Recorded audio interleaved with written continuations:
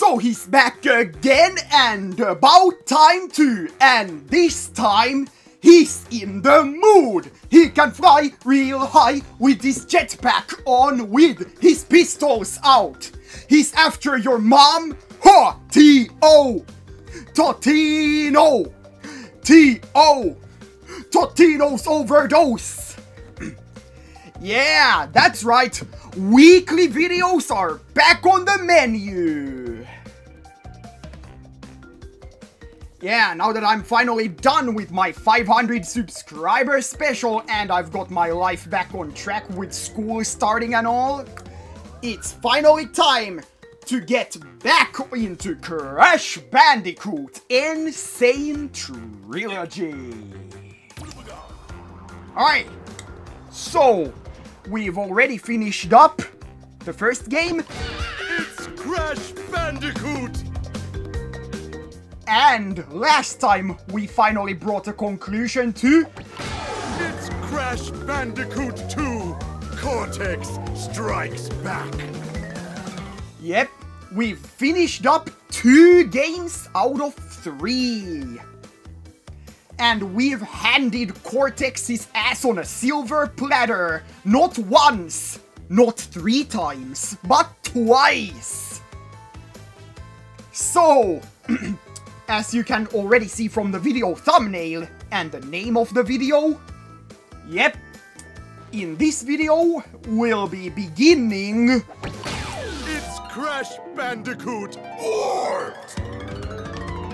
The third and final game in the trilogy. And often supposed as the best game in the trilogy. We'll see if it really is the best one. We'll see if it really compares to Crash 2. Yeah, as the ending narration back in Crash 1 said, evil geniuses really are harder to crush than cockroaches. And yep, getting rid of Cortex ain't gonna be any easier. We've already beaten him twice, but he's one persistent feller and he's not gonna quit easily. So... Nope. With all that said, it's finally time to get started with Crash Bandicoot 3 Warped. So, let's get into it, shall we?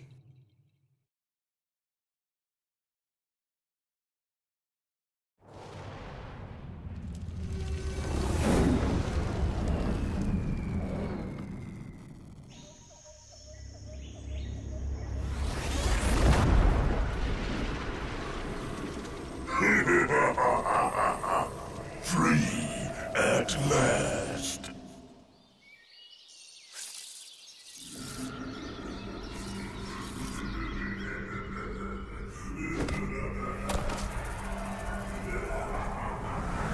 Uka Uka is free? No, it cannot be. Evil, great evil has come.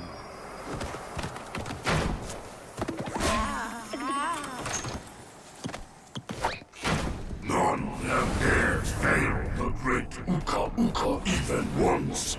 But you, Cortex, you have failed me twice! Great Uka Uka! It was that infernal Bandicoot! From deep inside my dental prison, I sent you simple instructions to follow. But you lost the gems, you lost the crystals, and I have lost my patience. There is now no other power source left on this planet. I know we've had a few unfortunate setbacks. And failed. But since your bumbling has managed to set me free, I am feeling generous. There is still a way to amass the power needed to enslave this miserable planet. And this time, the great it! Uka Uka will make sure that you do it right! After many eons, my evil twin brother, Uka Uka, has been freed from his underground prison. Long ago, I locked him there to protect the world from his malice. Now, free once again, he must be stopped.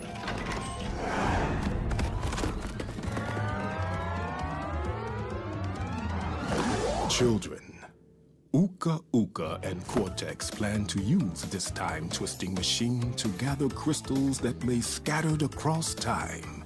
I have brought you here to recover the crystals before they do. To open the time portal, simply stand on a button and then jump into the portal. Good luck.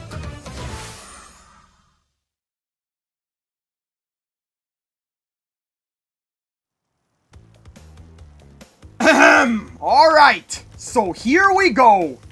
There's no tutorial level this time. We're just thrown straight into the hub world.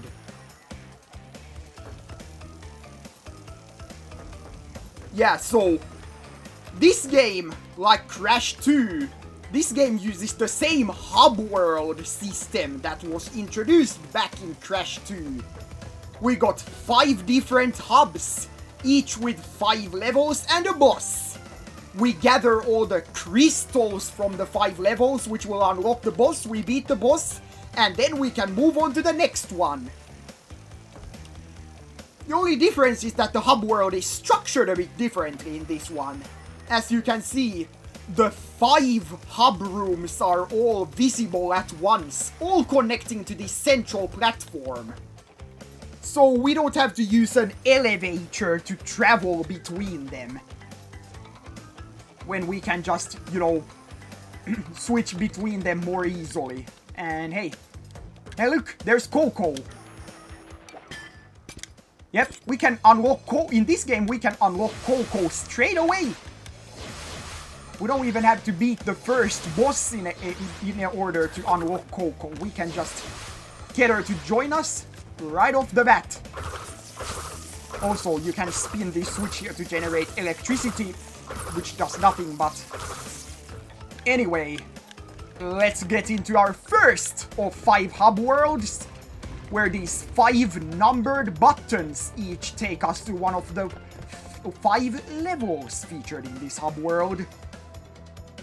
So, this first button here will bring us to where else but the first level of the game, where it seems we got ourselves a crystal, a gem, and a relic to obtain. So, here we go, it's time for Toad Village! Crash, crash, crash. Why must you always muck in my mud? Oh, look! I have a mask helping me, too. We will find out which one is more powerful soon enough. Failing a bonus path doesn't cost lives, so retry it! Alright! So here we go! It's finally time we get Crash 3 started up in here.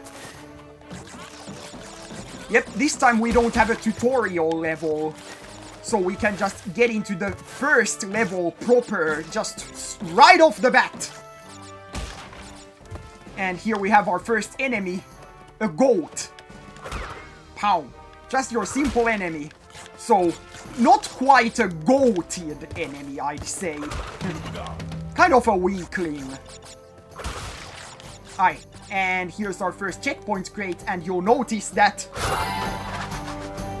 there's a little sound that the checkpoints now make. Ah, here's a slot crate. It changes between different forms of crates.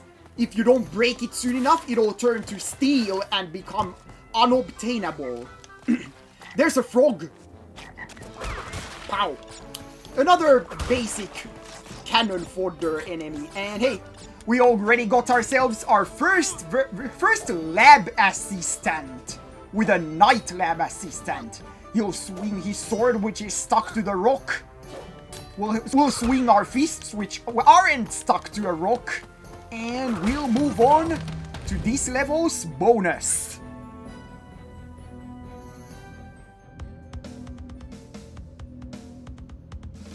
Alright. A change that's been made to bonus rounds that is purely aesthetic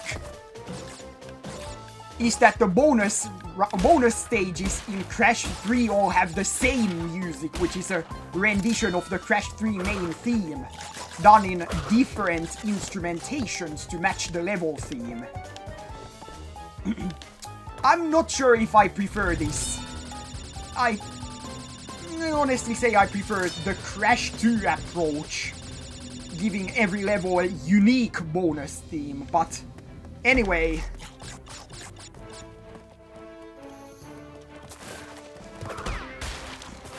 Anyway, there's actually a pretty funny death animation with these frogs, but I don't think we'll ever get a chance to show it off, as the frogs are fairly easy enemies. Alright. There's just a load of funny death animations to be had in Crash. That's just one of the series' defining features. One of the things that makes it like a playable slapstick cartoon. Anyway, yeah. There's no visible exit until you reach it, which makes this time portal appear, taking you back to the hub. Yeah, so there's our gem, and there's our exit.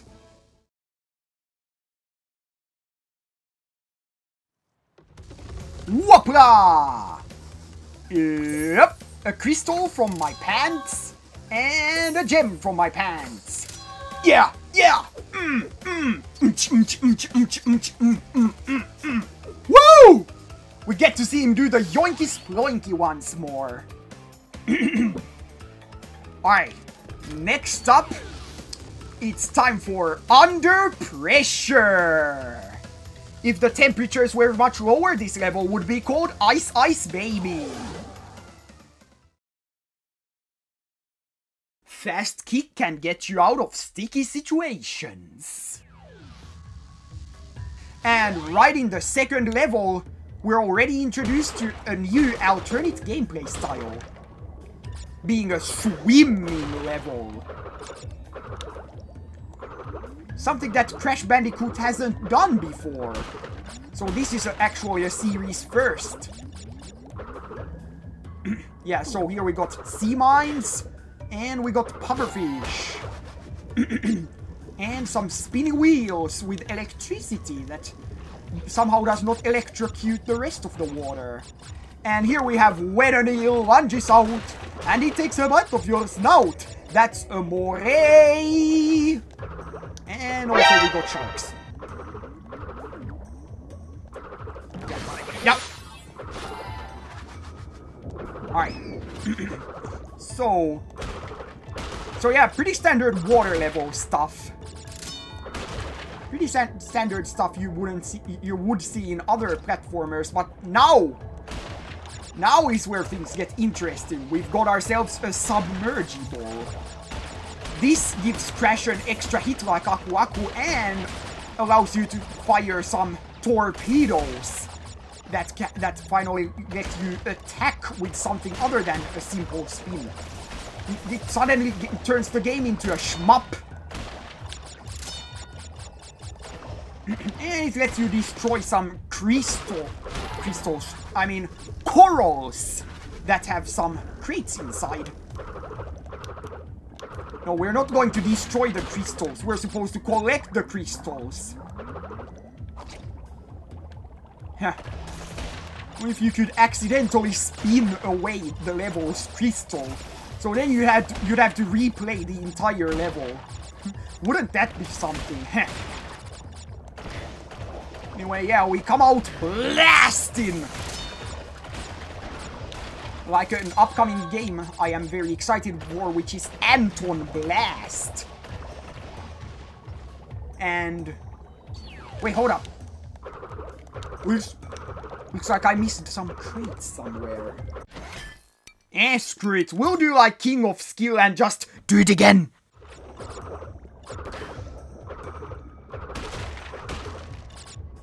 Ah, I bet it was those 4. Alright, boom! There we go! There's our gem, and there's our exit.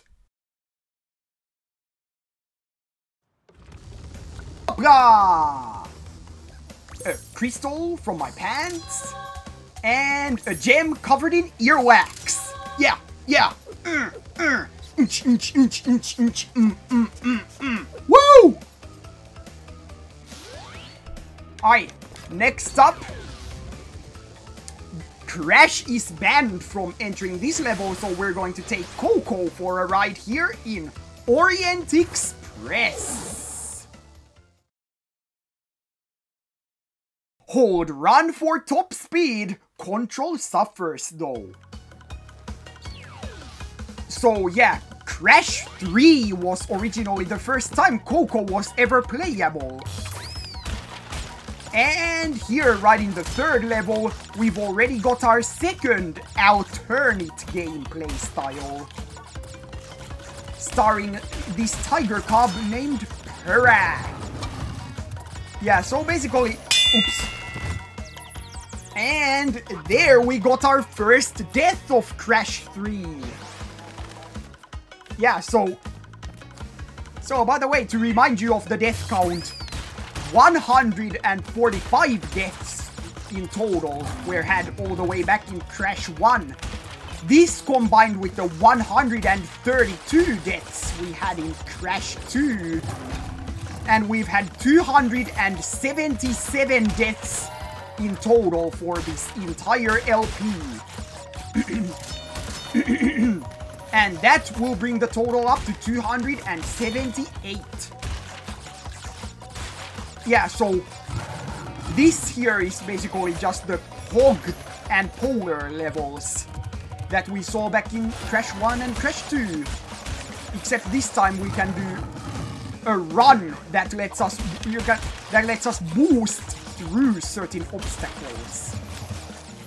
Such as those barrels that they're trying to do a barrel roll at us. Yeah. Oh no. Missed the crate. Alright. So yeah. Oops. That's a very cute death animation. So yeah, we're running across the Great Wall of China. We're dodging dragons and these Chinese lab assistants. Yep, you're going to notice a lot of different varieties of lab assistants here in Crash 3. And hey, that right there is the end of the level. And when you reach the end of a Purah level, so happy. Yeah, anyway, there's our gem, there's our exit. Whoopla! There's a crystal, and there's a gem. Coco gets her own version of the yoinky sploinky as well. Yeah. So I think I'm gonna be showing off playing as Coco a lot more here in Crash 3 than I did back in Crash 1 and 2, since Coco wasn't originally playable in those games. But anyway, next up we're heading into Boneyard! Uka Uka and Cortex want Tiny get crystals and bring them to Big Colosseum in Rome. Crash! Leave them for Tiny, or Crash get crashed! Unlock a new path by earning the red gem elsewhere. Yep, just like in Crash 1 and 2, we've got some colored gem paths. And hey, it's our 4th level, and it's the 2nd level of the game to feature the standard platforming gameplay. And hey, would you look at that? We're running towards the camera. You know what that means? Yep, that's right. We are running away from an angry Triceratops. Here in the prehistoric times. Yep. And in these levels, there's going to be lava. So, yeah. As with any video game ever, lava is quite deadly. Except in Pizza Tower, where it just serves as a jump pad instead. So, yeah, it looks like they went back on their decision to not feature any lava levels in Crash Bandicoot because the orange player character would be hard to see in a very orange-red environment. Yeah, so anyway... Next, we've got this grass that will impede our movement, but we can cut it through with a spin. And we've also got these mud lab assistants. There's the red gem platform we need to come back for once we get the red gem. But we don't need it to get all the crates in this level. So... you know... hey, look, it's a bonus. You know what? Maybe I could bring up a fun fact right here. The original Crash 3 had an Easter egg in the title screen. If you'd input a cheat code, there would be a playable demo of Spyro the Dragon. Which was, of course, developed by Naughty Dog's partner Insomniac. Which they were closely related. And, you know, I've probably explained a lot about their relationship before, but yeah, a playable demo for Spyro the Dragon was in the original Crash 3. Could be accessed from the title screen with a cheat code. In the PS4 version of Sane Trilogy, selecting Crash 3 in the main menu and inputting the same cheat code will show a trailer for Reignited Trilogy.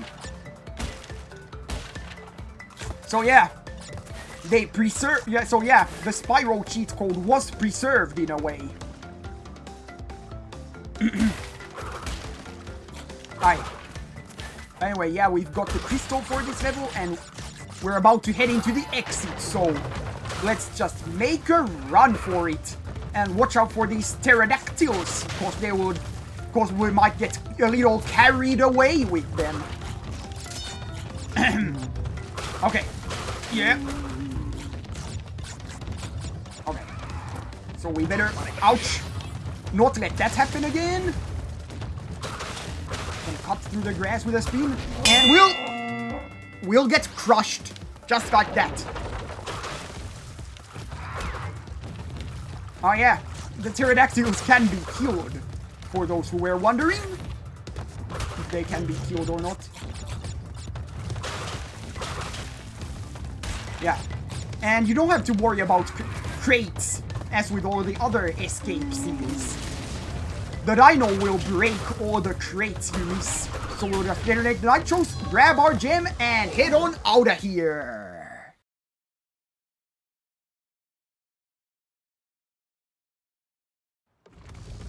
Whoopla!